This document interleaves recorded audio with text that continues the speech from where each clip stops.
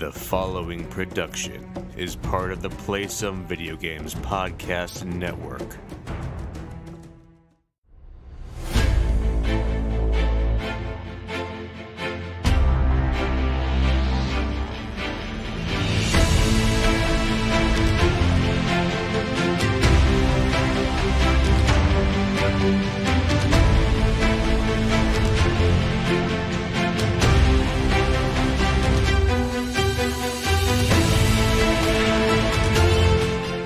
Boarders, and welcome to Board with Video Games, the gaming podcast that strives for the right balance of coverage for games you play on your table and on your television.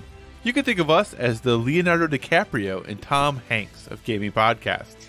We're a proud member of the PSVG Podcast Network and thrilled to be part of the Dice Tower Network as well. I am one of your hosts, Kyle, and joining me on this co-op adventure, the Frank Abagnale to my Pan American Airways. Josh, how are you doing? I'm doing good. Thank you for changing that top part. No problem at all, man. No problem. Hey, we are flexible. We fix things. That's what we do on this show. I didn't even see that. I'm doing okay. I'm doing okay. It's been a long weekend. We went to the Boston Museum of Science yesterday, and we thought it would be smarter to take the subway in. It would be my son's first time on the subway. How was that? They're working.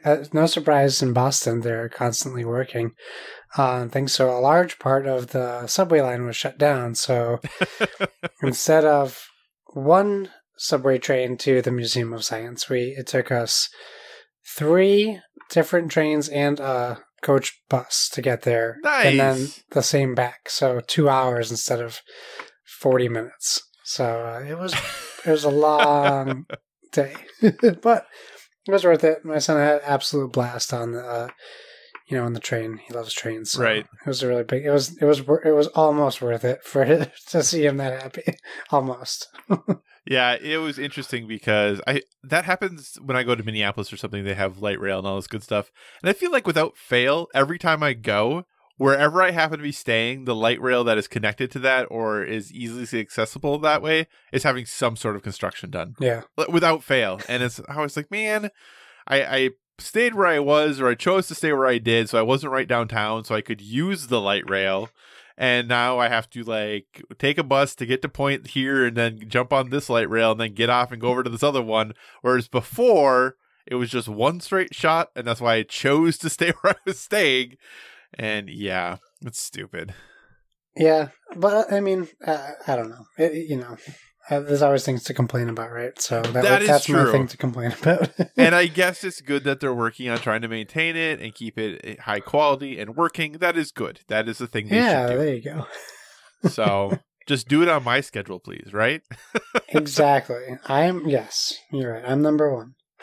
So, Josh, it was Valentine's Day this past Friday. Yeah, it was. How was your Valentine's Day? It's great. I was working the whole night. Excellent. Yeah, that's it. We didn't do anything for Valentine's Day. We're just, we were both working that night. So it was uneventful. Okay, so, we have President's Day, which is the day after we record this. Yes. There, you have Labor Day, Memorial Day, all which have very, specific meanings, and some of them very, very important meanings. Is Valentine's Day the worst holiday? No, I don't think it's the worst holiday. At least I get why people don't like it, but it does give people that reminder to take care of the person in their life if they don't always do that, or an extra gesture to that person. So I do understand that aspect of it, but we don't live by the I don't love my wife if I don't take her out on Valentine's Day kind of thing. Right. So it's not super important to us. But if we can go out to dinner, we also wouldn't go out on Valentine's Day because every place, you got to make reservations weeks at a time. And as we talked about at my job, the food is not going to be good on Valentine's Day because every place is rushing food to get people in and out so quickly. Just go the week after. That's very true. So if you had to pick a worst holiday, and I know this is more of a Board with Everything topic, but we're here, so we're doing it. Yeah. If you had to pick a worst holiday, what would it be? It was probably Columbus Day, right? That's what I was going to go with. So I on the same page there. Okay, Columbus Day, you're the bottom of the heap. Yeah, I think we should be. It's 2020 now, right? We should be moving on from celebrating Christopher Columbus. Yeah. So unless it's the director, and we can just make it a Harry Potter holiday, I suppose. That we could. Yeah. I think. Do you wonder if that's why he goes by Chris Columbus? Because he doesn't want to go by Christopher Columbus? Yeah, probably. Yeah. But you get President's Day off, right? Yeah, and I thought it was funny that your state is so political and you don't have we don't have President's Day off. It's a little weird. Well, I was trying to think back because I worked at, in higher ed for a long time. I don't know that I've ever had President's Day off. I could be wrong. Maybe I did in other states I've worked, but I don't remember having it off. MLK we've always had off, but I don't remember having President's Day off. Well, you don't know what you're missing. I mean, I guess so. Lots of sales. Excellent. Car sales. I could go buy cars or furniture, and I'm missing out on that. Yep. That's too bad for me. Well, hey, enough of all of these shenanigans that we always start with. Thanks so much for joining us this week, everyone. As always, if you have any feedback, questions, or suggested topics, hit us up at Board with VG on Twitter or check out all the awesome stuff over on the Instagram, also Board with VG. We are a proud part of Play Some Video Games, and PSVG is on Patreon. We're absolutely thrilled with the support you have given us there thus far. And if you'd like to monetarily support what we do, you can find us there at patreon.com/PSVG. But the most important thing is just that you listen and maybe share our show with someone else who you think would enjoy it. We're also a member of the Dice Tower Podcast Network, so if you enjoy our conversations about board games and would like to dive deeper into that world, we encourage you to check out the Dice Tower Podcast, as well as all of the other members of the network. No matter what type of board games you enjoy, there's a podcast on the network that is right for you. And final reminder, MetaSpring 2020 is in full swing, so please make sure you get your entries in for that. You can win some awesome prizes, and it's just bit.ly/MetaSpring, which is bit.ly/METASPRING, all lowercase. It's also our pinned tweet, so make sure you are getting those entries done. They are due, I believe it is March 8th, whatever that Sunday is, by 11:59 p.m., so make sure you are getting those entries into us. Josh, it is a board game / video game week as far as what we've been playing. So what have you gotten to your tabletop lately, sir? Well, once again, nothing that I intended to get to my tabletop, so there's always that. Last week I did get a 3-player game of Quacks of Quedlinburg going, and I will say I enjoyed it just as much, if not more, because the spells vary based on the player count. Mm-hmm. So they do different things. So right. It was like a whole new game, essentially, playing. So that was a lot of fun. My wife wants to look into the upgraded like Meeple Realty pieces or Meeple Source, whatever's out there. So that was a great time. And then nothing extra to report from that. And then last night was our big Gloomhaven night, our monthly get together, and we kind of shoehorned in an extra scenario, which we probably shouldn't have done. I saw you posting still at like 2 a.m. or something. Yeah, we went until 2 a.m. It was a long night. We started at 8 p.m.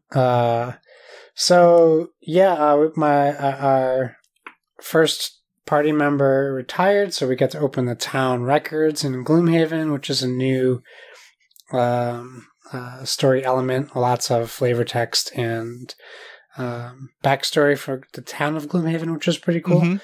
Our buddy went with the human scoundrel as his character, which was interesting because you start at a very low level compared to everyone else. Right. You kind of have to work your way back up to like the same party level. But what's good is the bad guys scale down. Okay. A little bit. I think they scaled down 1 level. So we were 2 level 5 characters, and he was a level 2 character. So not only was that a challenge for him, but he has to learn a whole new skill set. And like his moves are totally different from his last character, which was a spell slinger character. Now he's a dagger throwing, scoundrel. So more like a rogue type character. Right. But that was fun. Our first mission we actually completed pretty well. Pretty good, pretty quickly, a better word that is not coming to my thesaurus lacking brain. We successfully completed the first one. Nice. So yeah, we did. One of our guys leveled up, so we decided, we still have some time. We'll play another round, and we decided to do 2 story missions. So these aren't like our side quests where we can kind of one and done it. They're a little bit more heavy thematically, and you typically have harder bosses. In this one, it came down to we all had 1 health left.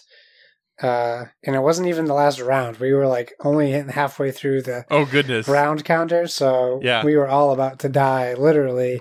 We had to cleanse water portals, and they managed to get it off at the last moment. So we succeeded that as well.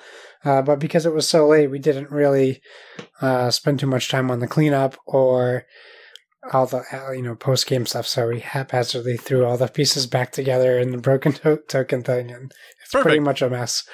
But yeah, it was a great time. We had a lot of fun. Still having a great time. And it's a game that keeps on giving. There's so many new things that happen, and we keep unlocking things, which is always exciting because you have so many choices when you start your next game. So it's great.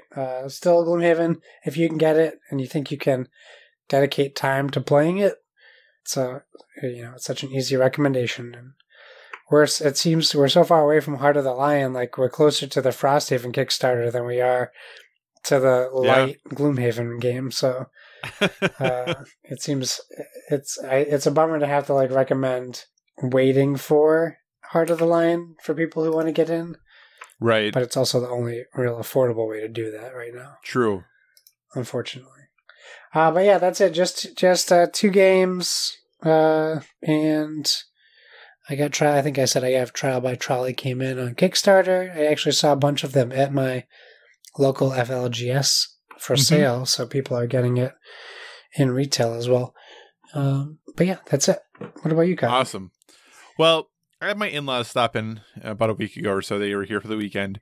And my in-laws do enjoy playing some board games, which is always a fun time, but that typically means we're dusting off some oldies but goodies, if you would, in order to ensure they're games that they enjoy and they already know how to. My father-in-law in particular is not super keen on learning new games. He kind of likes to play things he already knows how to play.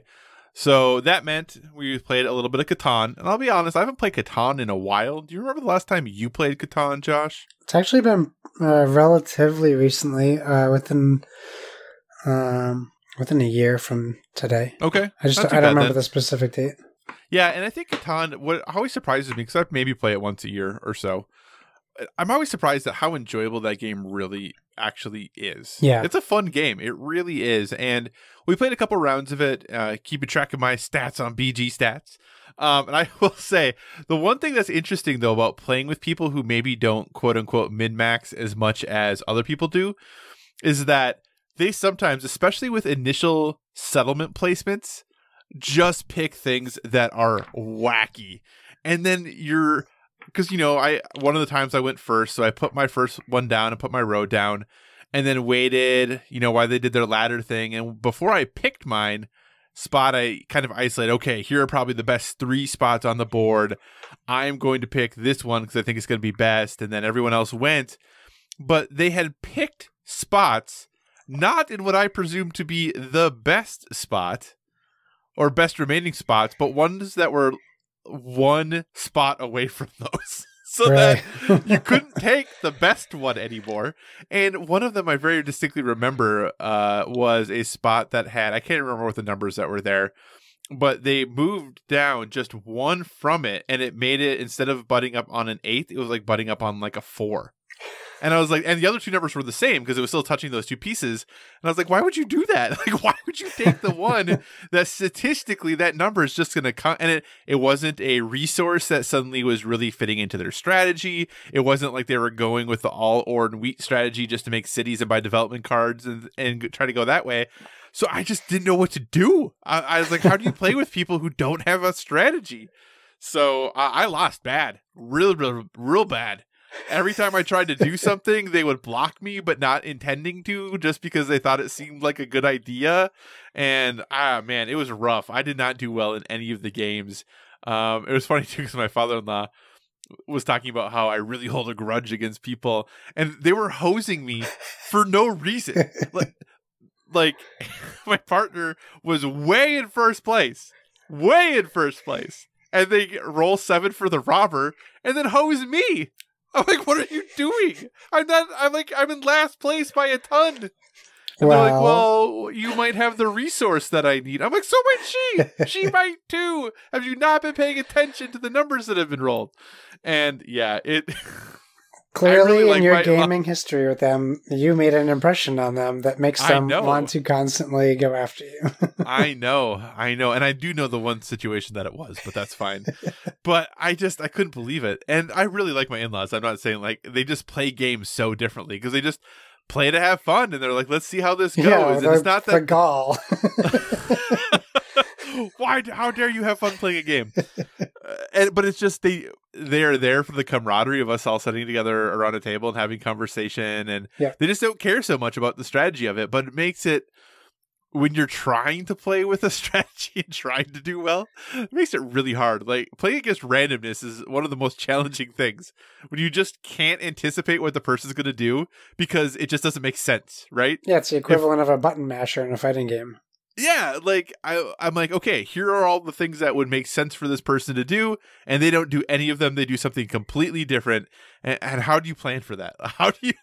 And granted, it definitely worked for me to lose really, really well. So I guess if that was their goal, they mission accomplished there. But I still really enjoy Catan. I don't know. I think it's a quote unquote gateway game. I really still like it. I think it really holds up. My version of this game is so beat up though. It's been played so much and I didn't really realize it until I had pulled it out this time, and it's probably one of the games I've owned for the longest, so it makes sense. But man, is it in rough shape. It's been well loved, though. It's funny because all of the cards are sleeved. Really? So all of the little itsy bitsy mini cards are sleeved, but the pieces itself are in pretty rough shape, the board pieces. So played some Catan, also played some Pandemic, which I think I played not all that long ago as well. I don't know what it was with this time playing Pandemic. I still liked the game. It just felt super easy. And I don't know if it was just because we had the right characters and we got some very fortunate infections and where things were. But in about 3 turns, we had 2 diseases cured and eradicated. Wow. So that was pretty ridiculous. So it made the rest of the game not too bad, but still enjoy Pandemic though. Still good. I kind of sometimes forget how old that game is. Like I know Catan is old, but I sometimes forget how old just base Pandemic is. And it is interesting because the more I play Pandemic, the more I go to playing just the base game, even though we have, I think if not every expansion, we pretty much just play the base game. Yeah. I think I played On the Brink. Is that the one with the bioterrorist? I think so, yes. We played that once, and we just enjoyed the game without that so much that we just never played it again.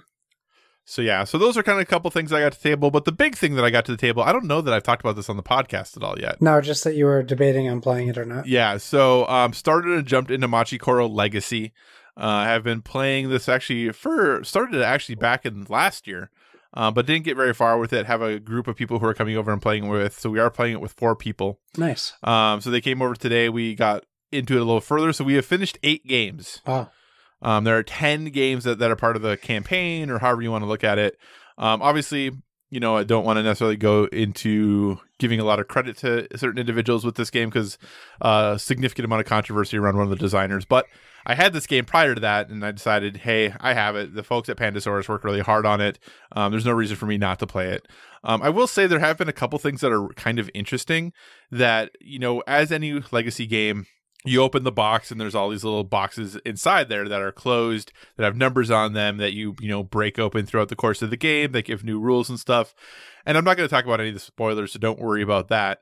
But I will say that is very interesting because in opening some of these boxes and then reading the instructions, there have been times where there are clearly parts missing. Oh, no.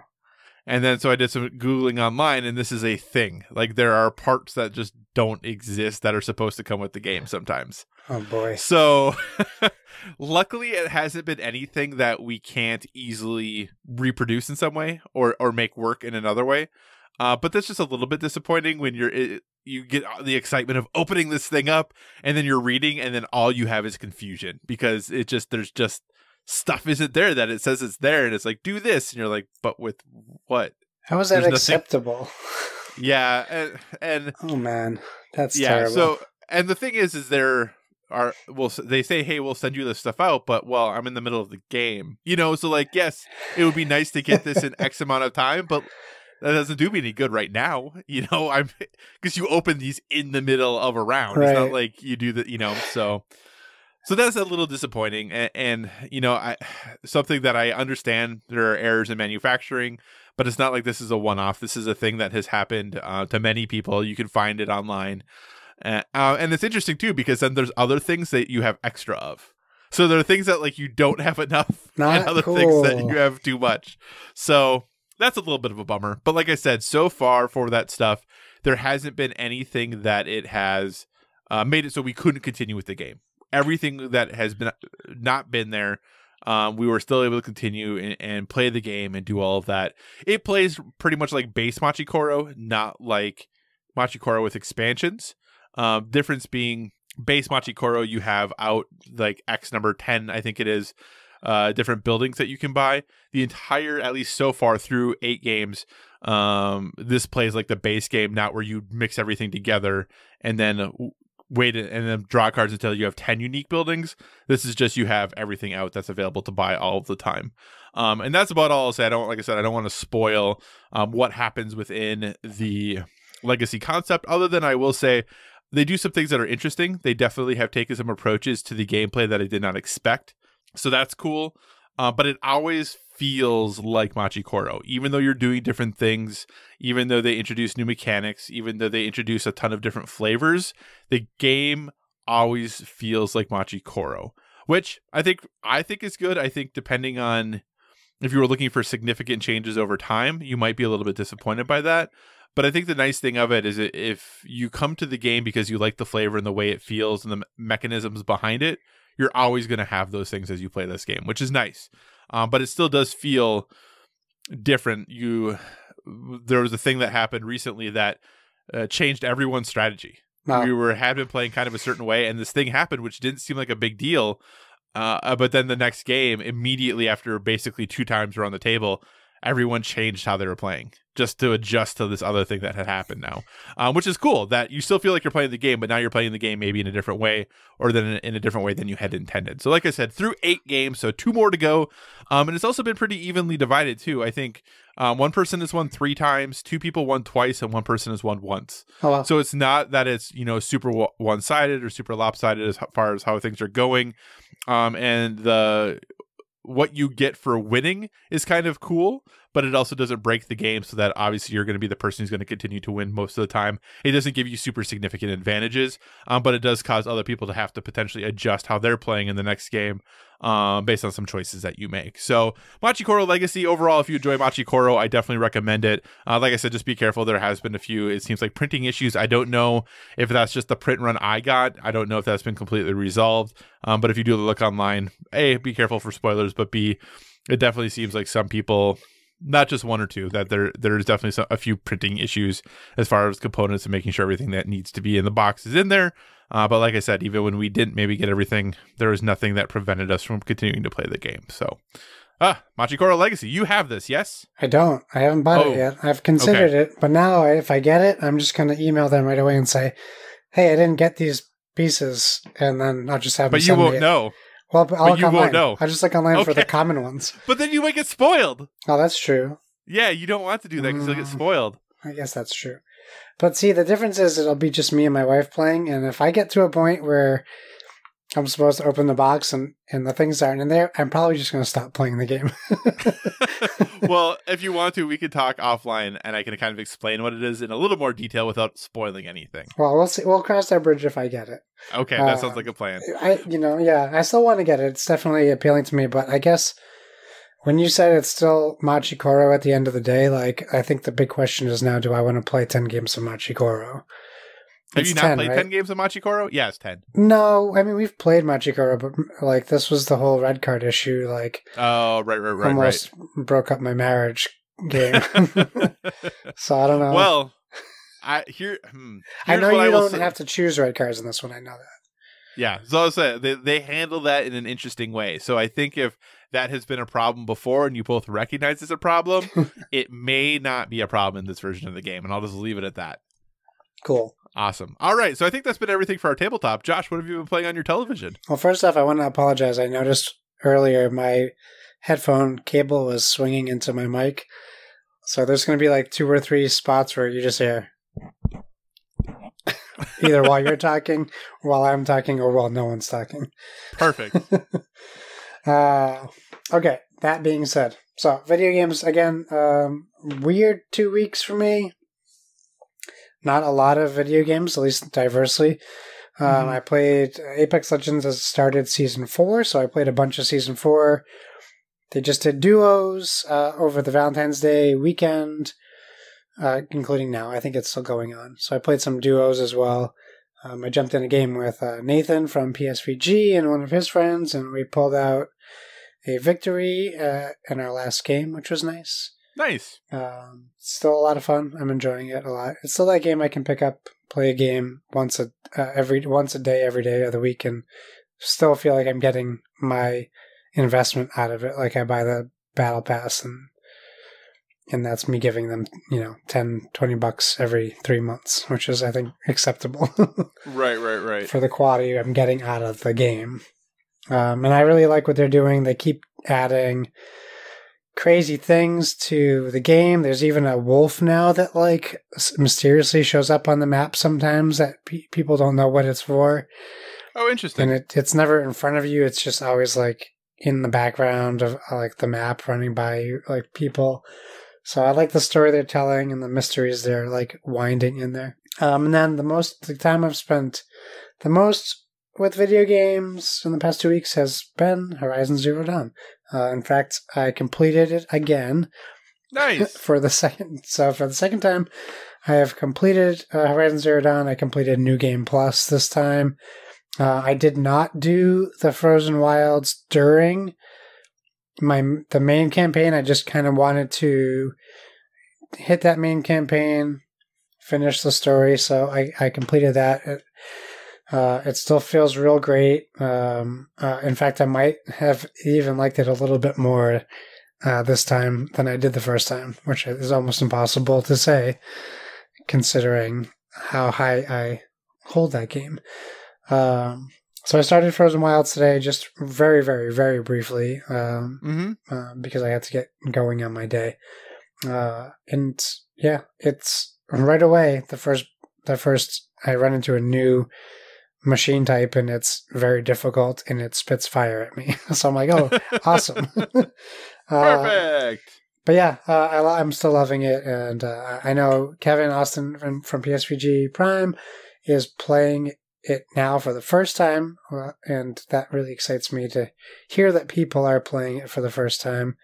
And I really, really hope that it is coming to PC and soon, because I would love to get some of those PC players playing this game as well, because I am quite fond of it. So, Josh, answer me a question. You got it. We're kind of at a point right now where game releases are a little slow right now. There are things coming out, obviously, but nothing that is necessarily quote unquote AAA or kind of that really super highly anticipated game. Depending on kind of where you sit, that might not be until, early March, mid-March that we're going to really start to have those. How, this has kind of been one of the slower periods we've had for a while. We haven't had this much time without a major release in some time. One could maybe argue about Dragon Ball Z Kakarot, but sure, I'll argue against it. Yeah, this was the time, Josh, and I had even said this too, like this is the time where we should go back and dust off that backlog and really get those games done that we've been meaning to and play those games that we've been meaning to. And I just really wasn't feeling it. Yeah. Were you in the same boat? Yeah, I agree with you 100%. It's just, I feel this. I'm basically going to reiterate what you're saying. I just don't know what it is or why. It's just a feeling. Right. Because I was scrolling through my library on PlayStation and on Xbox and looking at all these games. I'm like, man, I know I still want to play that. I really still want to play that. That's a game I want to play. I want to play this thing, but I don't want to play any of them right now. Yeah. And that was just a really weird feeling. So it's kind of like that situation where I have not a ton to do. so I don't really want to do anything. When I have a ton of things to do, I want to do everything. Yep. Yeah. And it's just so odd that maybe it's just I'm enjoying the break, because I haven't been playing all that much video games, actually. It's not a bad thing. I mean, I need to decide. I'm going to guess Frozen Wilds isn't very long, so I have to decide what I'm going to start next. Because Frozen Wilds is essentially, it appears to be a side quest based on what it looks like on the quest log map thingy.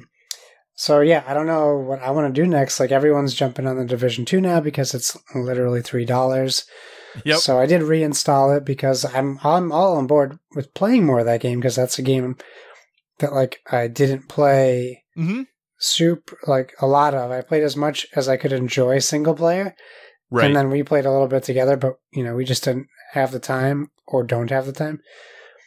Like, we should probably try to get, like, we did our little Man of Medan, but that was easy because we just had to play 2 weekends in a row and we were done. It's not like the Division. I don't think we could do that. Yeah, and I think we probably could have powered through that in one night had we known how close we were to the end when we stopped. We certainly could have. So yeah, and like, I'm toying on getting Darksiders Genesis just because I like that style of game. Yep. I'm having these weird like FOMO moments. Like, I'm seeing Donnie and Kevin play Zombie Army Trilogy, or Zombie Army 4.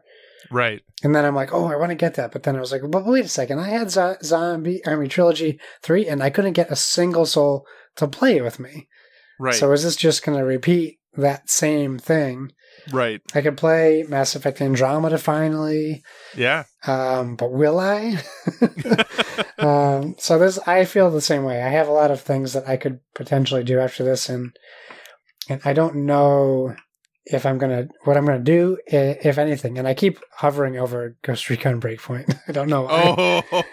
But it's still $20. And I almost bought the $40, $119 version for $40, and I was just going to be like, bad. Kyle, I did a thing. Don't ask me why. So I'm still hovering over that too. So we'll see what happens. Well, in regards to Zombie Army Trilogy 4 or Zombie Army 4 or whatever that game is called. No trilogy on that one, yeah. Just play World War Z, dude. I know. And I enjoyed World War Z. Yeah. But there's no zombie sharks in World War Z. That is true. That is true. I think that's the hard part, is that there are a ton of games, and we were talking earlier today about there are a ton of games that I would like to play with you. Our schedules just don't match. Like, anytime our schedules match up is when we're podcasting, and that's about it. Yeah, it's Sunday night, right? That's it. Yeah, so... Well, all that to be said is that, I was looking at all these things to play and all these things that I should play, and I had started Shadow of War, which I told people, and I'm still kind of working my way through that game, but I don't know, something about it just wasn't grabbing me anymore as tightly as it had been after the first 10 hours or so. So I finally decided to pay in one of my many video game promises. I know I have one to pay it back to you still here. But for Donnie, I finally played Life is Strange Before the Storm. If you are a listener to any of the PSVG stuff that Donnie is on, you obviously know that Donnie is I definitely the biggest Life is Strange fan I know. I know there are probably many other people out there who love it as much as he does. And I enjoyed the first one a lot. I enjoyed Life is Strange. I thought it was a enjoyable narrative experience. I know that some people kind of bagged on the writing a little bit, and I get it.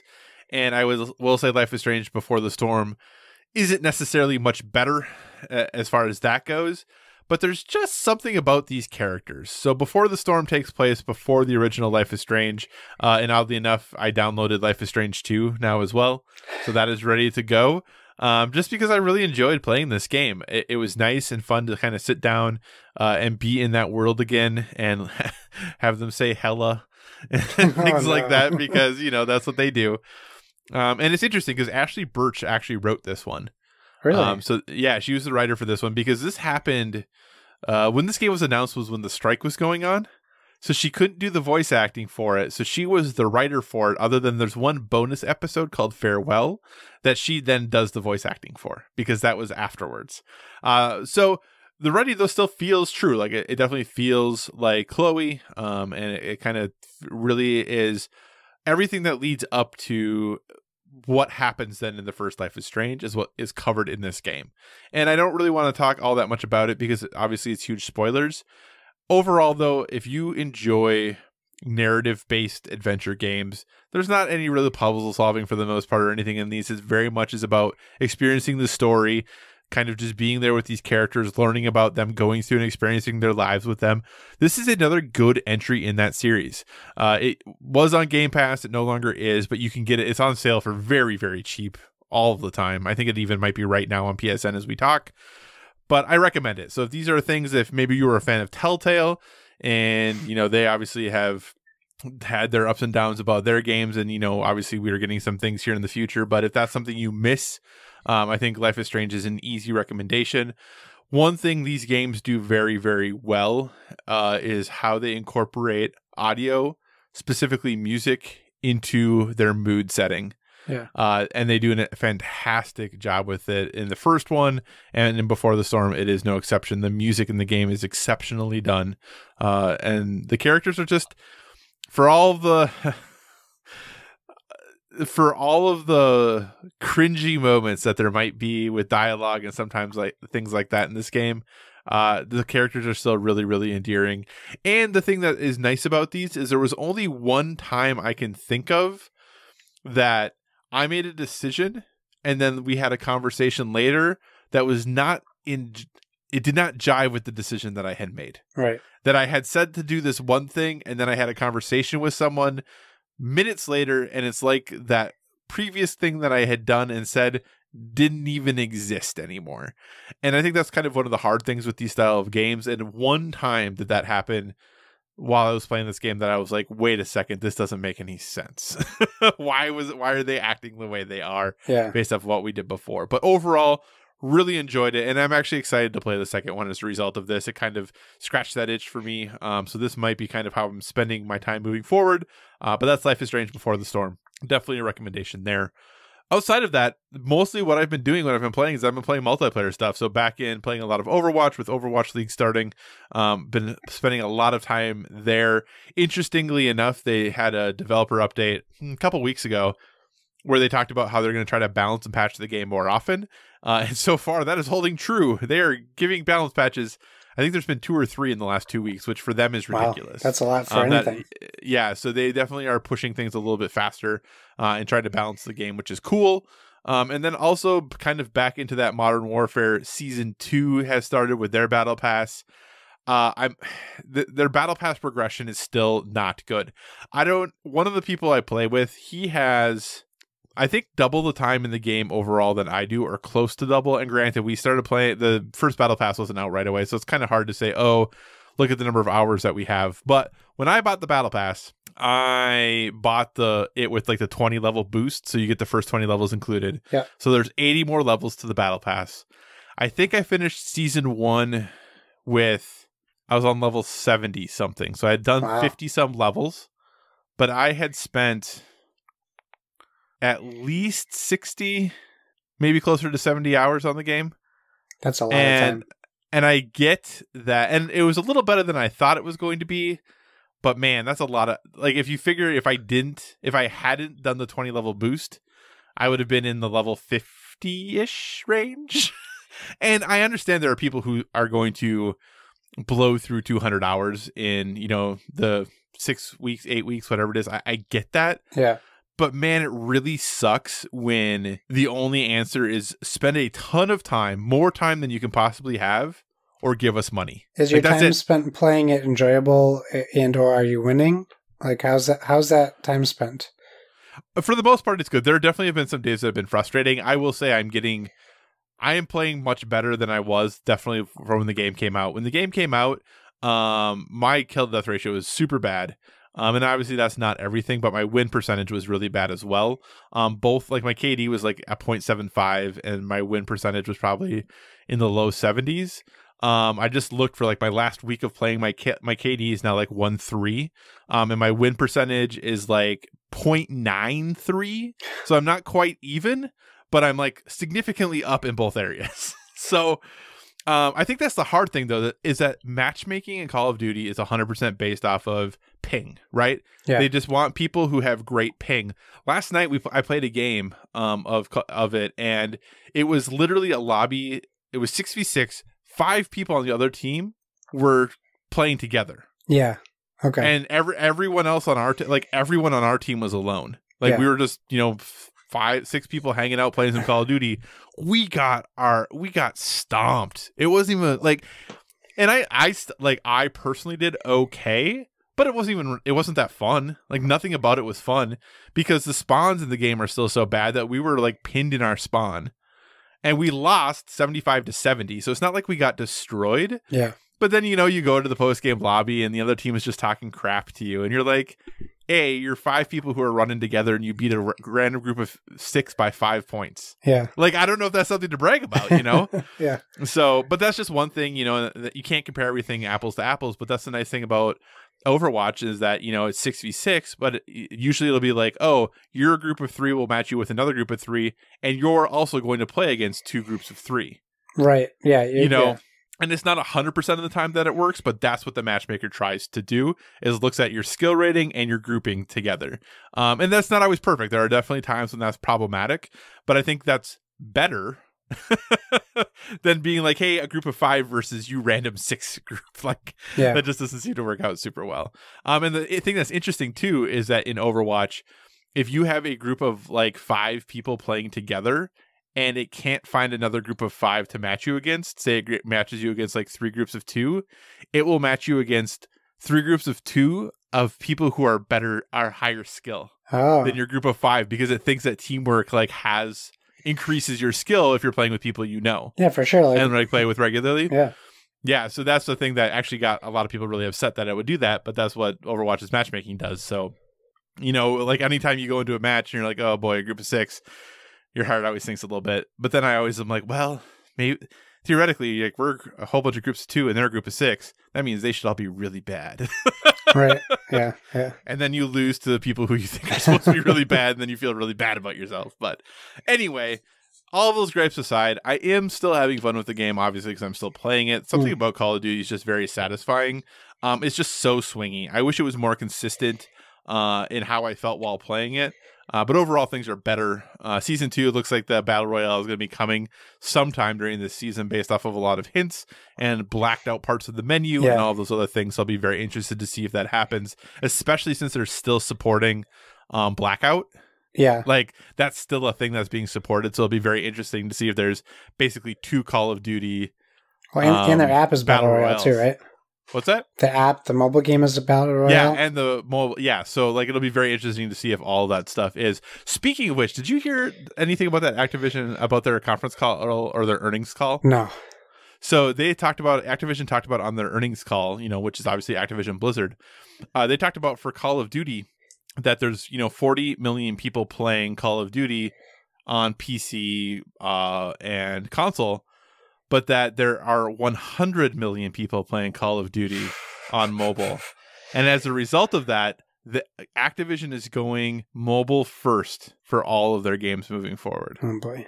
I mean, that they are developing games with mobile in mind, and that console, etc., is secondary to them now moving forward. I mean, I get they have to make money, but I don't know. Their track record's been rough the past 2 years as a company, so I don't know if this is going to help them with the public view. I know it'll help them financially, which I get it. Like I can't blame them for that, but I don't ever want to hear any video game company saying mobile's number 1 for us. Well, and I mean, it makes sense that was an investor call, right? But I mean, it makes sense why 2 years ago they were talking about Diablo on mobile. Yeah. At BlizzCon, and now if Call of Duty mobiles, where they're going to start pushing things, and I think they're still going to make video games and console games. It just it's really hard to argue against 100 million people, even when you're the biggest quote unquote console game. 7 of the top 10 games of the selling games of the decade were Call of Duty games, but still that can't compete with how much they're doing with mobile, which is kind of mind blowing. I wonder what will happen once like xCloud and stuff starts picking up, how that will affect the mobile gaming when you can actually play the full high-res Call of Duty experience instead of their mobile game. Yeah, but I got to imagine, though, right, that, and I haven't played the Call of Duty mobile game, but it has to be built, I'm assuming, for mobile controls, right? Whereas if you put Modern Warfare on your phone, you still need a controller to play it. Yeah, you can do both. You can do mobile controls or you can do a controller for it. But I can't imagine that mobile controls when they're, like, slapped on, if you would, quote unquote. Yeah. You know, like... Oh, yeah, for sure. It doesn't control good, I can tell you that, because I played it. Yeah. But I know that if I use a Bluetooth controller... or the things that attach to my phone that make the buttons work, that I know that the gameplay is better for people. Yeah, so it'll be interesting to see what the future holds. Yeah, I do really think, though, with streaming stuff, what that's going to mean, it'll be very interesting to see as that comes forward into the future. So, all right, Josh, well, that's enough of the stuff we have been playing. Let's move on to our topic of the show. Board Game Expo is quickly approaching, April 4th, and we suspect there might be some people who have no idea what this is. So first, we wanted to go over some of the details of BGX, and then we're going to talk and pitch some of our own ideas to create the perfect con. Josh, do you want to explain to our dear listeners what BGX is? You know what? I will explain to you what BGX is, as explained by Board Game Expo. That sounds great. If you go to boardgameexpo.com, you can get lots more detail. I will paraphrase as to not plagiarize. So... basically, what Board Game Expo is it's a new, it's like kind of like Tabletop Day if you're familiar with it. But what it is it's April 4th is the arbitrary date they picked for whatever reason. Where 100 game stores across the country, which I don't know about you, but I didn't know if that was a large amount or a small amount. I don't know if I still know if it's a large amount or a small amount. Right. So it's about 2 per state. Right. They'll be hosting the inaugural Board Game Expo, which they're calling BGX. It's being brought to everyone by Gaming Days LLC, who are the people who did Free RPG Day, which I would argue is successful, as my local game shop does that. Mm-hmm. And as they say, quote, BGX will be an epic in-store board game pre-release event for select retail locations. So, the stores that are participating will have the ability to have up to 11 yet to be released board game titles in limited quantities available for purchase a month or longer out from the actual release date of the game. So this is like, for people who aren't familiar, this is very similar to what happens at big conventions like Gen Con or even PAX Unplugged. In Essen, you typically will see retailers selling games that aren't out yet. And sometimes when I bought Dice Throne Season 1, or it wasn't even called Season 1 at that point, it was just Dice Throne. I didn't realize I bought that in Kickstarter. People weren't even getting it for another month. Right. So that's also kind of interesting. So another quote, I'm quoting them on this because they're saying this, quote, "This is a big deal, and the game titles are important releases for major publishers. Nothing at the scale of BGX 2020 has been done before." There's also going to be promos. They're hinting at promos for USAopoly's, or the OP's, Death Eaters Rising, which is the Harry Potter version of Thanos Rising, or whatever it was called. But yeah, it's basically, they're saying, they created it to make this an important celebration for board game communities. I anticipate if this picks up, there will probably, I would bet they double the amount of retailers next year. Right. Because not a lot of people have participated in Tabletop Day. Originally, you had to start going and asking your stores, which I was in mine today. I really should have asked them if they were doing this. So I guess I'll just have to go back tomorrow and buy a new game and ask them tomorrow. So I'll give you the rundown of the publishing partners, and then do you have the link for the announced games? Do you want to go over that after I do? Yeah, we can do that. All right, cool. So the publishing partners for the game day itself, we have AEG, Renegade Game Studios. I think that's Illuma. We have Oni Games, Asmodee, Pandasaurus, WizKids, Red Raven, Looney Labs, Simon, Orcamon, and Lucky Duck Games. There's also promo partners of USAopoly, Brotherwise Games, TW Games, which is Thunderworks Games, Luma, and WizKids. Indeed. And the games that they currently have announced that are going to be at BGX 2020, Cosmic Encounter Duel. Obviously, Cosmic Encounter, very, very popular game. The Duel version of it just recently announced. And it kind of is honestly a pretty big get for them. Yeah. Tang Garden, which was a pretty successful Kickstarter. And actually, I think when I backed, question mark. I think I have this on the line. I think I had to cancel it because it got deluxified, and I think it upped the pledges. So I ended up. But it's a game I really want. So yeah, and I think that if I recall for this one, it is currently en route. I think this shipped from China prior to the Lunar New Year. And if, dear listener, if you don't know, and this is a question I was going to ask Josh, obviously with the coronavirus, I don't believe any factories are back up and running yet. Yeah, as far as I know, no one's doing anything right now. Yeah, no one's producing anything. So I am curious, though, for if that might impact any of these games and their availability. Yeah, that's a good question. So, but anyway, Tang Garden, Deep Vents, which is a game I had not heard of, I don't think. But you get to control a hydrothermal ecosystem with a host of strange and deadly predators, which sounds very cool. Yeah, and it's by Ryan Lockett. So it is right. Yeah, by Ryan Lockett. So that is often Similo? How would you think you'd pronounce that? Similo, but who knows? Myths. It's a cooperative deduction game, and those are always fun. Deduction games are fun. Having them be cooperative is fun. So that's definitely something that's been announced. Looney Labs Tiny Box of Fun, which is obviously going to include some flux because why not?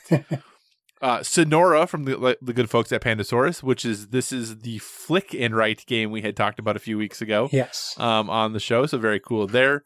Santa Monica from the folks at AEG, I believe is where this is coming from. Yep. And you get to create a beach, if I recall correctly, is what you're doing. Is trying to create an appealing neighborhood, beachfront neighborhood for folks, which is cool. Sugar Blast from the folks at Come On, which is kind of like a match 3 game, I think. Yeah, it's basically like Candy Crush, the board game. Yeah, the board game. Yep. Stampede from WizKids, which I don't know a ton about, but it looks really pretty. Yeah, it looks kid focused. It does look like a little bit more focus on kids. Space Battle Lunchtime Card Game, which is an intergalactic cooking competition show, which sounds pretty awesome. I have to say that sounds kind of neat. And then Succulent, which was announced more kind of recently here by Renegade, which does look very, very pretty as well. And a game that has definitely gotten some interest because Renegade has been making some really, really quality games the last few years here. So Succulent is one of them. So overall, pretty solid lineup. Would you agree, Josh? Yeah, it's actually very surprising, especially for the way that they're rolling this out. I'm curious how many copies these stores are getting and what that's going to look like. I'm wondering I should go into my game store and ask them what they're anticipating if they're doing it, because I'm curious, are they anticipating to have to do numbers, lines, right? What does this look like, and how engages your local board gaming community to the effect that they would actually line up for something like this? For sure. So here's my question though, that they have not announced who the retailers are yet. Yeah, and I think that they want you to go and ask your stores if they're doing it, which makes me believe that they didn't get 100 yet. Right. And they just have these pallets that are waiting to be shipped. Yeah. I could be totally wrong, but that's the impression I get based on the lack of information. I know we're still a little less than 2 months away, but we're also only a little less than 2 months away. Right, because, if this was a thing where my local store was, not planning to do this, and I needed to change that, or I wanted to get them to try to do it, I would need to know now, oh, you really need to go talk to these people, or you should be working with them to get this done. Or, if my store was not doing it and I needed to travel somewhere on April 4th, right? Like I kind of need to know that. Yeah. So, and sorry about that really odd pause there. My computer was about to restart, so I had to make it not restart. Darn updates. But anyway, so I just find the timing of this a little odd. That April 4th, okay, cool, fine, we're doing it that day. Have they said what Tabletop Day is? When Tabletop Day is? No, because I don't know. I'm gonna look it up right now because they changed it last year, like a month before it was supposed to happen. Right. Sorry for the clicking. But this is now Fluxtaposed International Tabletop Day 2020. I bought one of those clicky keyboards, not ever thinking I'd be podcasting with it, and now I have it. And here we are.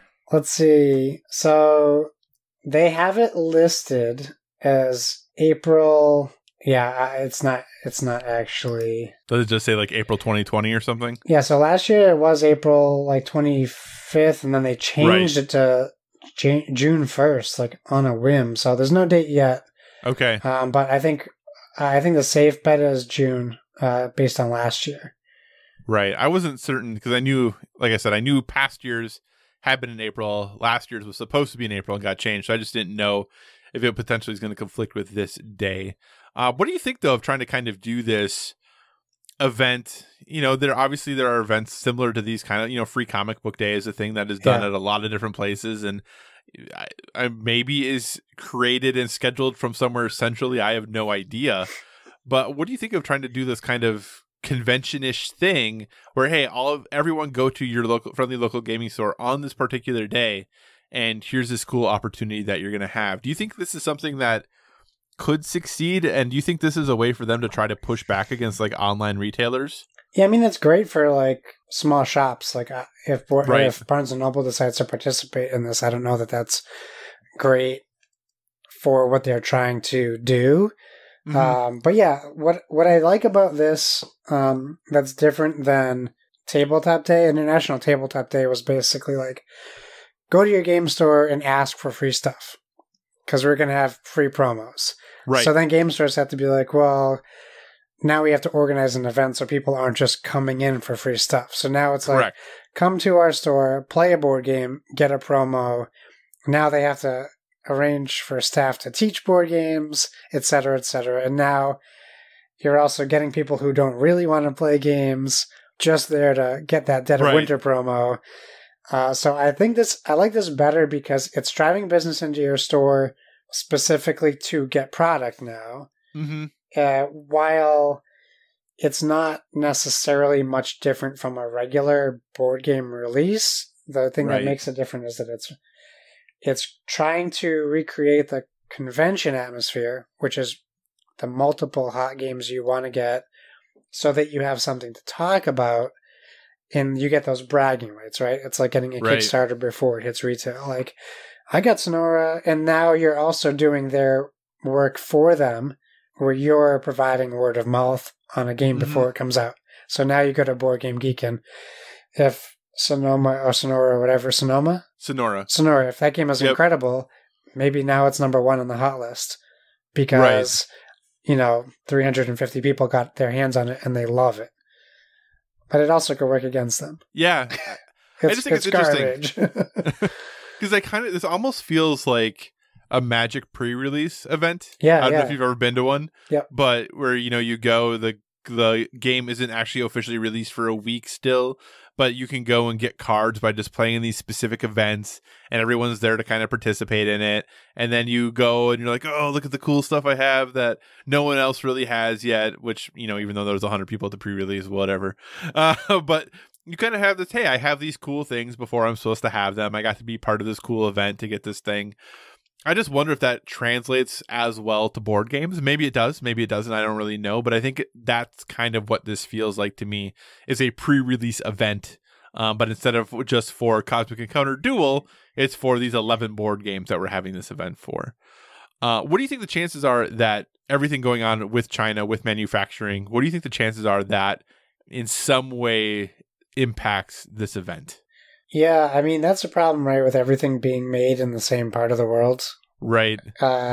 So, yeah, I bet I wouldn't be surprised that we see some of these games just be like they're probably rushing, right? They're hoping that but by middle of March, they're probably going to have to, I would guess, say a couple of the games aren't going to be there. And maybe they're working with these companies to be like, well, can you get us a different game that you know, or like, hey, Asmodee, what do you have in your warehouse that isn't selling? Let's mark it half price and say this is our apology. We're going to give you, a great price on this game. Right. Like they have to, it's just unfortunate. And I hope that the board game community understands what's happening enough at this point where they won't be riotous because the 4 games couldn't make it to BGX. For sure. So here's my question for you then. 100 game stores. Let's say they hit exactly 100. Yeah. How many copies of each game do you think they should have? Well, that's a great question. I don't know about should, because like I think that just depends on your market, right? I think a smart thing for them to create demand but not overestimate is like 10 to 15 copies of each game. Right. I don't think any more is good for the company in case they don't sell well, and any less is problematic for people waiting. I think that's a good number that people would be like, okay, I get it. Like, and then you can limit, right? So like if you're a game store, be like, okay, listen, get in line. You can buy 2 out of the 10 titles. And if you want to get back in line, go ahead. But like we're limiting this so people get a fair shot. And I know some places don't do that in general. So it really depends on, like Free Comic Book Day, we're limited to 5 comics at my local comic shop. And the one that's 15 miles from my house, it's no limit. So it just depends on where you go. Gotcha. So let's say they get 10 copies of each game, for each company, that's 1,000 games that they need to have, which is, not bad. That would be I think most people would say that's I think they probably do more than 1,000 print runs, but 1,000 games a print run, but that's not a horrible, starting off point for your game. That means the store though, for the 11 titles, that's 110 games that they're trying to sell that day. Does that sound like a lot? Well, for an event like this, I don't think so. I think the question is, do they let these retailers choose their allotment? Right. And then that's different. But yeah, if they're forcing a retailer to buy 110 games, maybe that's why they're having problems. Maybe, I'm not saying they are. Maybe that could be a reason they would have problems getting retailers to sign up. Right. Because that is like, what, do they get to keep these on the shelf after this day? Can I go walk into my store on April 5th and buy what they didn't sell? Right. Or is this like, hey, pull them after today? Right. Yeah, because I just think about this, and I kind of go both ways on it, in the sense of, say each store has 3 copies of each game. Yeah. Is that, they do say that they're going to have limited quantities. Is 3 too limited? But also when I think about it, as the typical board game store, not an event day, when they have a new game coming out, do they often order more than 3 copies of it to sell? Yeah, that's a good question. Like my store will let you, if you want a game, you can pre-order it, so they have a better idea of how many they need. For sure. So yeah, I mean, it also depends on the price of the game, because yeah, my local game store has 1 copy of Fireball Island, but they have, 40 copies of Joking Hazard. Like it's right, yeah. So I think it also depends on like what their risk is on the investment due. Yeah. So yeah, I think this is such a fascinating, interesting event. I hope it works out well. I do hope it goes well. I'm gonna guess I'm probably, if I'm going to want to participate in this, I would guess I'll have to drive to like Des Moines if this is going to happen. Yeah. So I feel like I'd have to drive a couple hours, because there's a chain in Des Moines that has like 4 stores in that area that I could maybe see one of them participating in this. But man, I'm just so interested. Part of me would want to go just because I really want to see kind of how it's all set up and how it works, and how many copies are limited quantities and all of that stuff. So, all right, Josh, but this begs the question. If we were going to create BWVG Con, yeah. Now, this doesn't necessarily seem specifically like a con per se, But if we were going to create our own con, Josh, what's a must? What do we have to have to ensure our con's success? Well, I mean, location, right? We need to be accessible to the most people. What's the answer to that, then? What is the best location? I was thinking about that, and I don't know. Something tells me, like, what's in Indianapolis? Is that Gen Con? No, where's Gen Con? Gen Con it has to be middle of the country, right? It has to be, the sweet spot. So maybe like Colorado, I think would be like a good. It's almost like the middle, the exact middle of the country. Almost. We'll use almost loosely almost. There, I think. There's about 4 states that kind of fit that profile. I'll say Colorado is like in that area. I think would be pretty good. Just because you also want to be somewhere that people travel to as a destination, not just for a convention. Mm-hmm. And there's a lot of stuff going on in Colorado.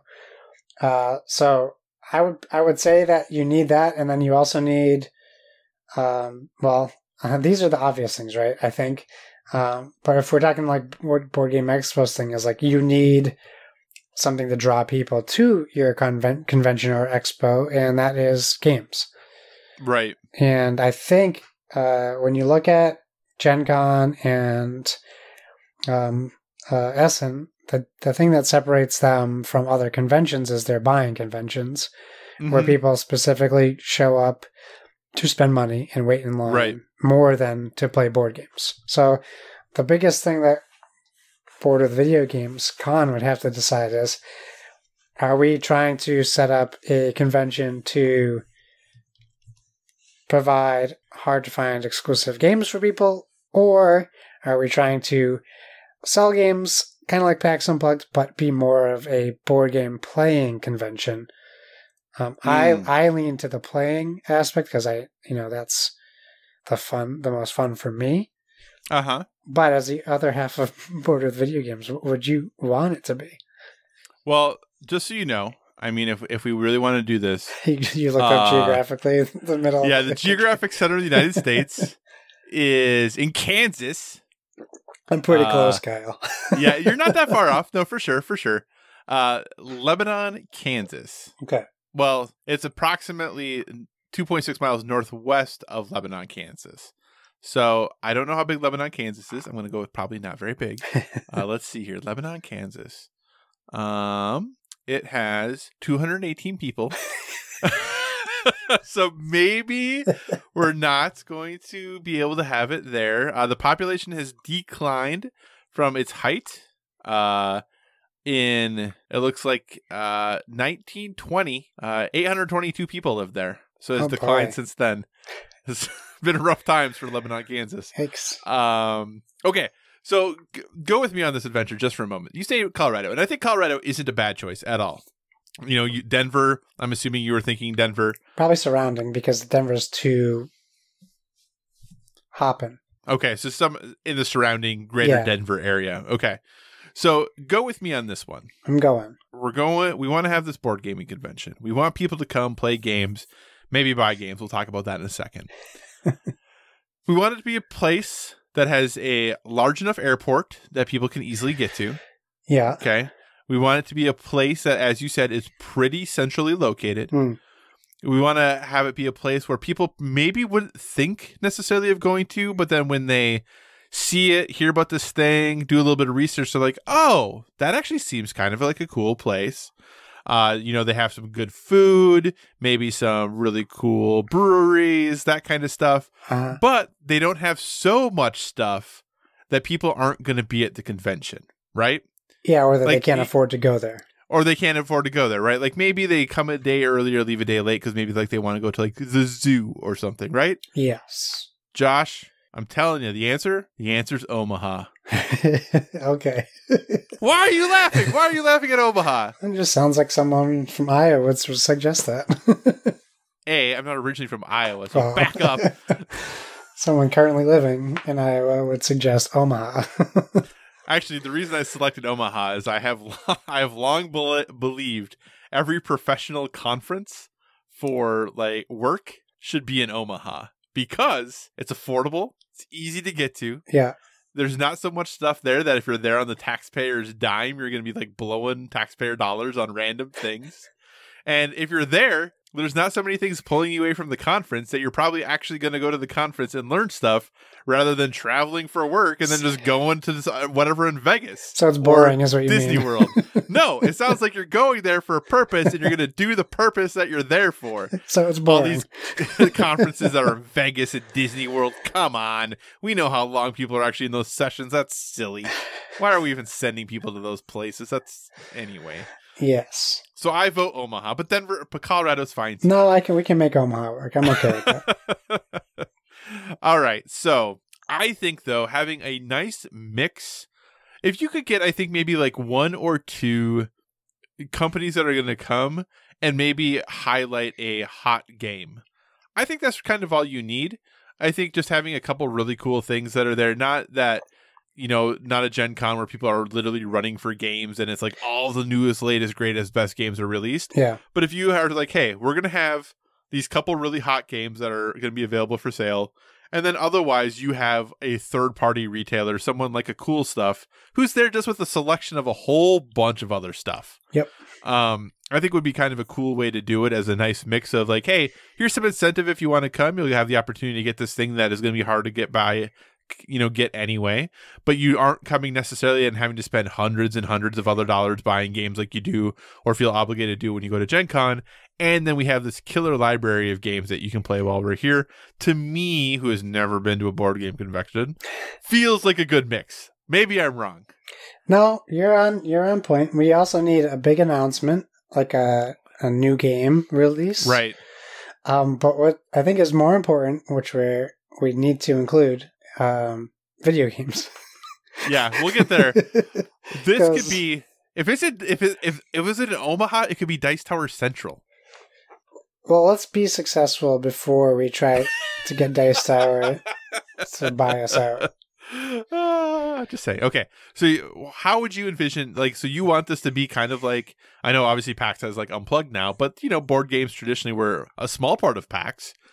Do you want this to be a combination between the two, board games and video games? If we're using our name, we have to, but I wouldn't want it to be like PAX where we're having necessarily like these big studios coming and having you wait in line for hours to play their games. Right. For me, like the perfect convention for that. So we have our board game people promoting digital content, but our video game thing takes some of my favorite part about PAXs, which is like the classic arcade, right? Where there's just a room full of arcade cabinets, console free plays, where there's just conference rooms full of game consoles set up on TVs, and then maybe new games that you can play, but they're just in like tournament style rooms. So like, hey, this is the Halo room. This is our 32 player Halo tournament, but it's going all day. You don't need to sign up in time to be part of the tournament. It's just like, get in this line. We let 64 people in or whatever, 32 people in. 10 minutes later, 32 more people come in. Like things like that. Or it's more... the thing that I found, and I haven't been to PAX East for a while, but I was only going for video games when I was originally going there. I kind of fell in love with board games while I was there, but it gets to be like so alienating to the game, like to a gamer, like because you have to not alienating. It's a tough decision when you walk in there. Do you walk the whole floor to see what is there, right, or do you immediately park it in a line and never see the rest of the floor? Because I put it in our Discord. PAX East 2012, their Evolve was there. Yeah, it was a 4-hour wait to play the game, and some people only go for one day. Right. And that wasn't even on a Saturday or a Sunday. That was on a Friday when people were working. So how will the line for The Last of Us Part 2 be? Exactly. I can't even imagine what it's going to be like next weekend. Next weekend, yeah. Or the weekend after.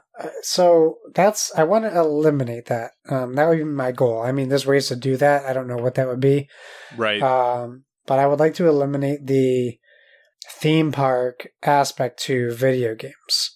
So maybe it's not this game that isn't coming out for 2 years. Maybe it's more like the board game thing where it's like, hey, here's this game that's coming out in 3 months, and we have 100 copies of it in boots ready to go.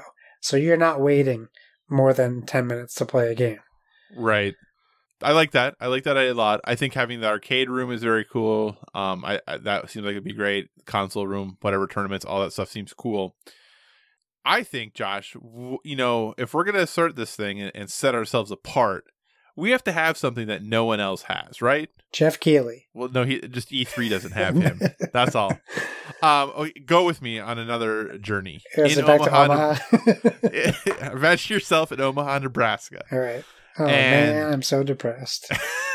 Dude, Omaha's actually really nice. I'm sorry, Joanne, if we have any listeners in Omaha. I'm kidding. No, Omaha reminds me a lot of Fargo in the sense of it's obviously way bigger than Fargo, but when I lived in Fargo, I moved to Fargo being like, I'm not going to stay in this town, and then I absolutely fell in love with it, and it was a great town, and I feel like Omaha's the same thing, where you hear Omaha, and you're like, no way, and then you go there, and you're like, actually, this is a really cool town. Anyway, imagine, okay, Oklahoma. We take the idea of, have you heard of these events where they mix boxing and chess? Yes, I have, actually. Okay, we're going to do that, but instead of boxing and chess, we're going to pick a video game and a board game, and it's going to be a tournament where players play against each other, a video game, and then they switch and they play a board game, and I don't know exactly, I obviously haven't...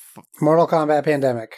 Yeah, something like that. It's going to be Mortal Pandemic. Mortal Demic. Or Pandemic Combat, or something like that. But I think it would be cool to have something like that where you could enter a tournament where you are playing both video games and board games during the tournament. And then that way you could become and crown the one true gamer, or whatever we want the title to be, in after you win video games and board games. That'd be kind of cool, right? I think so. And then we need to get an Overwatch League to our convention. Yes. I'm down for Overwatch League. Like an exhibition Overwatch League match. That'd be cool. I'd be down for that. Who's the Omaha team? There is no Omaha team, Josh. Stop it. Yeah, go talk about how good your Boston Uprising are, okay? The answer, Josh, since you don't know, is not very good. Yeah, I don't know. I mean, I know that my local gaming tavern was showing the games live, so I did not go to that. Yeah, they're not anticipated to do super swell this year. They're not. And their first games have shown that they're probably not going to be that great. But we have a team. They could get better. Who knows? But we have a team. You do have a team. That's true. You do have a team. The Omaha Steaks. Oh, man, that'd be such a good name. Stakes. Oh! That'd be pretty good. I mean, though, I think the Vegas Steaks would be maybe a better team. I don't know. Omaha Steaks is pretty good. I know, it is, but they're STEAK, and Vegas, so the Vegas Steaks, STEAKS. Well, but the steak, you also bet steaks. No, I know. Flip it. Oh, God. Steaks and steaks. Come on. Come with me on this journey to Omaha. Okay. So how much do you think it would cost to run an event like this? To run an event like this? We're not going to pay for it. We're going to get sponsors. Who is sponsoring? So the money this? Isn't our problem. Asmodee. Asmodee. Okay. So we don't have to worry about anyone else. Well, they spent all their money buying studios, so I don't know how much money they're going to have for this event. It's Asmodee presents Board of Video Games, The Con. That doesn't sound good. That doesn't sound good at all. That doesn't sound good at all. So, Josh, what do you... And this is kind of offshoot of this, but connected. You know, they've talked a lot about E3 transitioning and changing to what is now going to be, it sounds like, a more consumer-facing show, but not fully going consumer-facing. What do you think is the sweet spot when it comes to, you know, local shows who do these kind of cool things for events, but can't necessarily always get like the big names and the big things, right? Versus, you know, your PAX Easts and things like that, because those are never going to be accessible to everyone, right? Like, not everyone can go to a PAX show. Like, there isn't one that's close to me at all. I just looked up the cost of PAX East now. Yeah. It would cost, for me and my wife to go, it would cost us over $500 just for tickets. You know. That's insane. Right. And I'm not saying, obviously, things are expensive. There's a cost to stuff. Like, I totally get that. Yeah. But what do you think it is that makes something like those homegrown cons that get, you know, 200-300 people to them? What do you think? Is it just the opportunity to play games with people who also want to play games? Like, what is it that you think that makes those successful? It's interesting because I did go to that Total Con where I met Emerson, and it is very, very small. It's in a very small hotel, like convention area, like with like meeting rooms, conference rooms, and it's not overly crowded. But what you do see is it's just people going there to play board games, and some of them aren't out yet. And there were a lot of people there that were bringing their own game to have it tested out, and that's what Emerson does. He goes there, and he walks around and he plays other people's games. In fact, the game I played with Emerson is on Kickstarter now. Called Chiseled. So it's interesting to see. So that guy clearly he brought it to that con last year, and he got Emerson's advice and his input, and he probably took some of that to make his game better. Right. So you see that, and they did have panels. Like there was like a designing games panels, but it's very, very. It's 1/10 of PAX Unplugged. It's actually that's not even that's not fair. It's 1/50th of PAX Unplugged. But it's very like, I'm going to date myself here. It's like when I used to go to computer shows when I was a kid. There were huge ones, and then there was very small ones. So you could go to like the local theater, like the local sport, like not the local concert venue, like their convention center, and it would be the whole thing full. Or you go to a VCA's banquet room, and it's the same group of people, just obviously smaller, selling computer parts and CD-ROM games. Like that's more along the lines of what these small cons feel like, and I think why they're successful is where this hobby is. It can be very while it's designed to make people more conversational, it's very siloed, I think, and people that play these games are very closed off from large groups of people. And I think that's what makes these more appealing to these groups of people is they know that the people that are going, while there aren't many, they all share the same likes. Like they know I'm going to this convention, and I know everyone here likes board games like me. Right. And like a PAX East, it's a little more varied. Yeah, I've thought long and hard about getting more involved because there's a couple smaller conventions that are run locally here. Even some of the ones in Minneapolis are pretty small. And I've thought about getting more involved with those. And at this point, I just have never... And not that, and this is probably going to sound bad, I don't mean it to, my time is taken up enough with like doing this podcast and everything with that and trying to like play games and stay current just to have things to talk about. That like adding another thing on there for my quote unquote free time seems very daunting. And I really wonder how those in PSVG who have kids do these things because my goodness. But yeah, I think it's a really cool thing. And I think having a small group of people who are committed. I have a friend who, or I guess probably more of an acquaintance now, who played a ton of, and I've talked about this a little bit before on the show, played a lot of Warhammer and a lot of miniatures games like that, and regularly traveled to Adepticon and like all of those, Warhammer events that happen. And, there'd be at the big ones, a couple hundred people there, but they would go to small ones that would have 50, 60, 70 people, but they were all there to play some Warhammer and they were really excited about it, you know?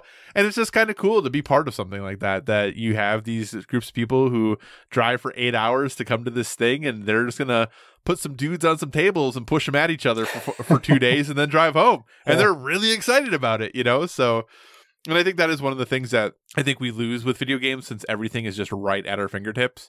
The investment in the experience is so much less, right? Yeah. I didn't have like people don't realize that for like sanctioned Warhammer events, like you have to have your miniatures painted. If they're not, they can't be on the table. Oh, wow. So think about just how much another level of barrier that presents to itself of how committed you have to be to this hobby if you're going to actively pursue it like that, you know? So I just think that the barrier to entry there and the commitment to those people is so. I'm actually really impressed by it that they are so committed to one thing like that. Where I'm like, oh, this is cool, and this is cool, and this is cool, and then I'm not really great at any of them, So, but that's what I like about cons. They don't have to be for everyone. They Right. have this thing where they can be for very specific groups of people as long as there are enough of those people. Yeah, absolutely. Definitely true. All right, Josh, anything you want to say about the Board with Video Game, the con, before we kind of start wrapping the show up? Just pipe dreams, my friend, but it's nice to think about sometimes. And, you know, the more of the cons I go to, the better, the more I can appreciate the good things, and the easier it is to see the not so good things. Yeah, no, I hear you there, man. Definitely hear you. All right. Well, that is going to kind of wrap things up. So we'll kind of move towards home here.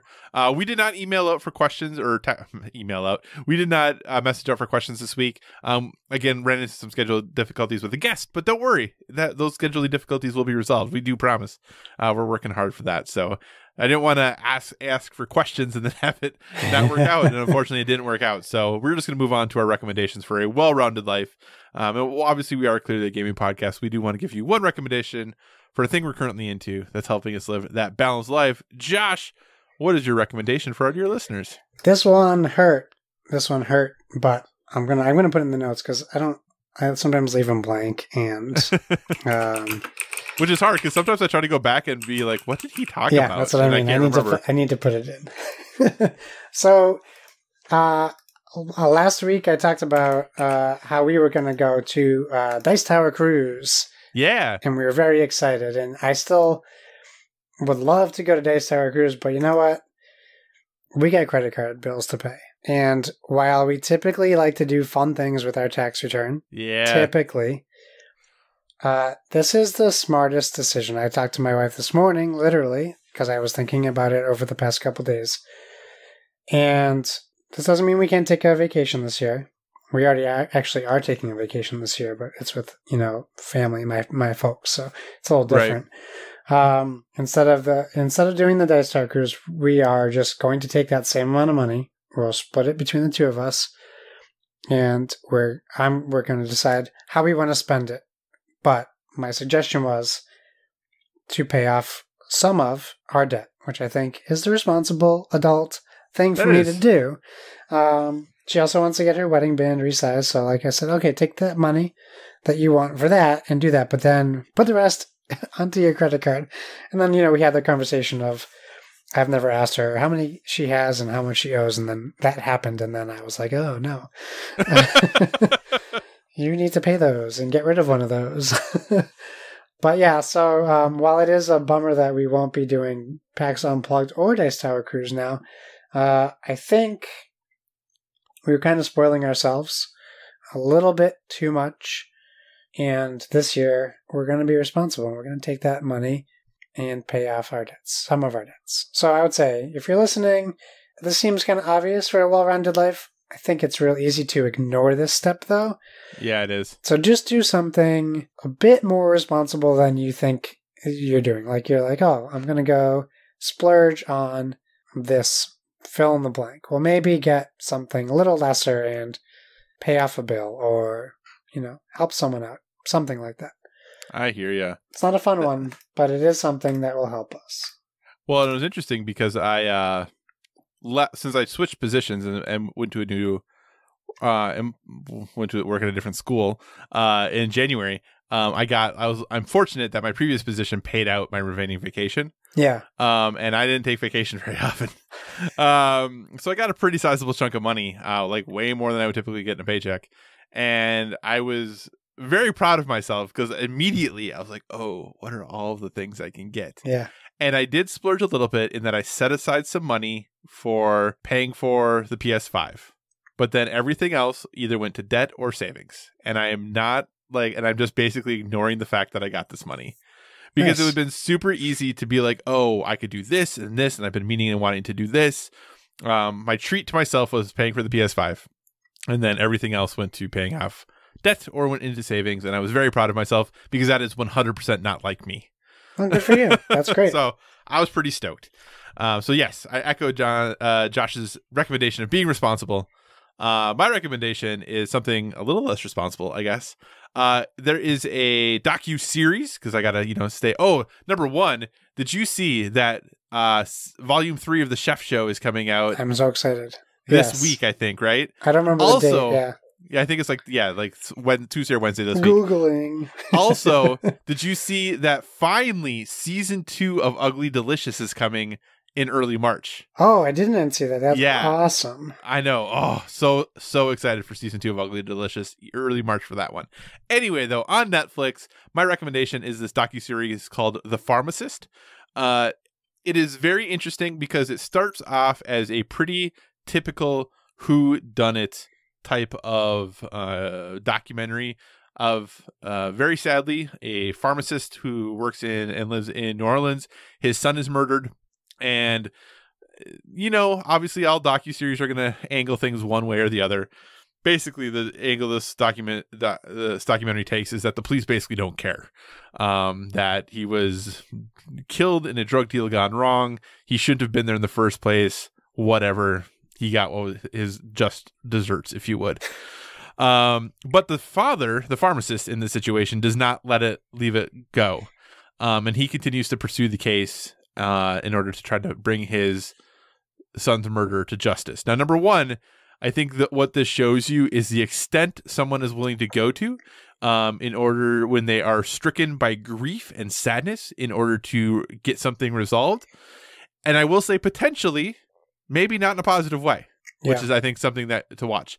Number two, this docuseries takes a pretty significant twist after the first episode that I did not see coming, even though I kind of watched the preview and I was like, oh, this is interesting. If you don't watch the preview at all, this thing turns pretty significantly about what this pharmacist then goes on to do. But it's very, very interesting. It's a pretty compelling story. So I definitely recommend it. It's 4 episodes, I think, each about an hour long, so about 4 hours total of your time. But a very interesting take and a very interesting look at some pretty hard topics and things like that in our society right now. That is The Pharmacist on Netflix. Nice. Josh, what do you say we wrap this show up, sir? Let's do it. Chef Show is by the 19th, by the way, Wednesday. Oh, nice. Volume 3. Okay. Thanks for joining us, everyone. In addition to finding us on Twitter and Instagram at BoardWithVG, you can find us on Facebook at facebook.com/BoardWithVG. So feel free to give us a 5-star rating over there. This one's for the 1/2 speed listeners. Also, if you want to communicate in more long form and you're not feeling social media, feel free to email us at boardwithvg@gmail.com. We tag our stuff with hashtag BoardWithVG, so please use that hashtag as well on all social medias. And whatever podcast service you're listening to us on, we encourage you to give us a stellar rating. That is, whether you're downloading us from the PSVG feed, the Dice Tower Network feed, or our very own standalone Board with Video Games feed. You can find me on Xbox Live and PlayStation Network at Why So Serious. That's SIRRIUS. Rest in peace, Stadia. Kyle, where can people find you? You can find me on all the usual places: Twitter, Instagram, PlayStation Network, Xbox Live, Board Game Geek, all at Psychocross CYC.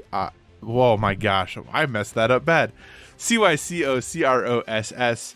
As always, if you have any suggestions for future topics, be sure to reach out to us on the social media, because we want to talk about what you want to hear about. Remember, MetaSpring going on right now. bit.ly/MetaSpring, bit.ly/METASPRING, all lowercase. We love your entry. You can win some awesome prizes. Please be sure to get those in. And remember, everyone, whether it be board games or video games, never stop gaming.